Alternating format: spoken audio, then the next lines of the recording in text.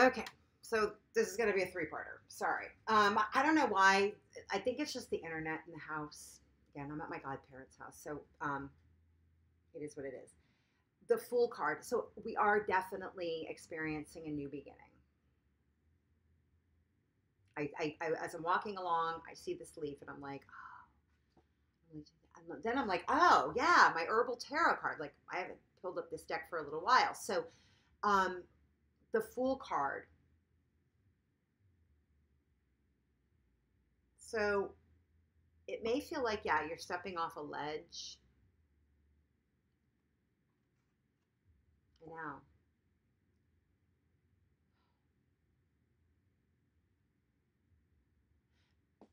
The Knight of Water, emotional, enthusiastic, romantic, contemplative. So there is he does put some thought into what he does.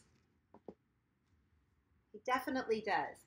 But we're being liberated from thought processes, just liberated for, and this is not just, and this is, I absolutely invite you to, this is an inward reflection. It's not about what the external things are that aren't working out. They're not working out because they're just not. And how we're dealing with that not working out aspect, instead, the invitation here is instead of to shine through this, to shine, and to also allow the other components of whatever the situation is to also shine. To go off and find their shine. So if we're coming at this with the usual kind of anger, bitterness that normally accompanies or needs to be for many people a way of ending things. We often don't know how to do that, how to end things without acrimony. Word of the day, acrimony. Often acrid, like that's not a good thing. It's really super bitter. I don't think it's bitter. It's like, but yeah, frog purification. Clear out the clutter within. Let's clear out our own anger, our own lack of forgiveness, and maybe it might even be a lack of forgiveness of yourself for having maybe remained in a situation to the point where you are angry or things have become acrimonious. So you just admit your contributions to that. Maybe you have stayed with the long, but that doesn't mean that anger and the bitterness needs to be the reason why the move is being made. Upgrade your version of you. Again, going to a diamond. I'm going back to this epidote. Upgrade the version of you that's going into this next arena, whatever that might be. It's whatever you take into, if you can go into it with enthusiasm, without the bitterness, there's going to be bitterness, but if we can create that balance, there's judgment. So instead of letting this be more of an awakening rather than a judgment, awakening, yes, these are things that I want and need. I'm not getting them here. I need to go over here to maybe figure it out a little more. I just can't do it here. So I need to go over here. So your pause is going to be whatever it's going to be. But frog, look at any messy areas in your life and tackle them one at a time. Don't try to do it all at once or you'll be overwhelmed. Start with one corner of the room, one area of your desk, your kitchen, your closet, and dedicate a couple of hours to sorting and sifting. Recycle and give away as much as you can. Believe it or not, this process can be one of the most spiritual experiences you'll ever have. Another area to clean out is your body. Drink lots of water for the next few days, and if possible, do a detoxification diet. At the least, maybe a vegetarian diet and eliminate alcohol and fatty foods. See how you feel when you do it. Another cleanup job is mental. Abstain from television and newspapers for a while, and as much as possible, avoid negativity in yourself and others who tend to be negative. So we step back. We don't have to make it a problem that they're negative. We're being affected by them negatively. That's what they need to do.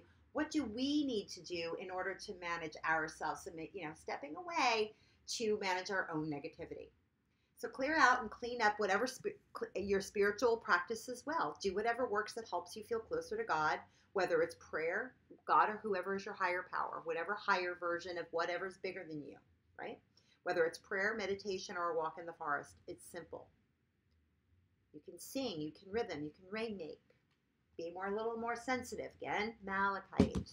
Being a little more sensitive. Admit that you are sensitive about the situation. Another thing I want to say is, it's just like I realize that there's something I've actually been, I have treated as a spiritual practice for a number of years. It's not working for me anymore. It doesn't mean that I'm never going to do it again or never participate in it again. But it's not working for me. And I need to step away. So I'll have that conversation with those individuals.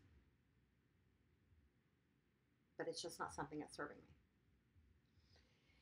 So those were the cards that I pulled. I said we were going to pull some more cards. I don't know that I'm going to pull more. I think we're good.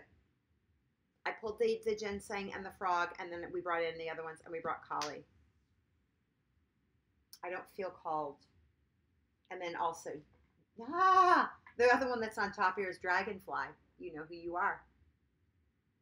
You know who you are. And you know what you need. And that's okay.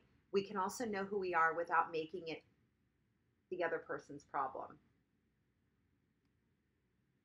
We know we are. We know what we need. We know where we need to go.